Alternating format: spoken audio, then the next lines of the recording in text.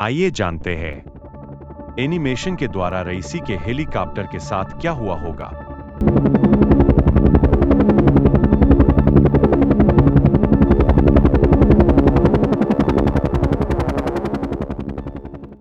पहला केस में उनका हेलीकॉप्टर तेजी से उड़ते हुए जंगल व पहाड़ों के बीच से गुजरते हुए निकल रहा होगा। तभी अचानक से हेलीकॉप्टर पहाड़ी से टकरा गया और हादसे का शिकार हो गया होगा। दूसरा केस में कोई साजिश होगा जो जमीन हेलीकॉप्टर पर पहले से नजर रखा गया होगा, जिसे जमीन से मार गिराया गया होगा।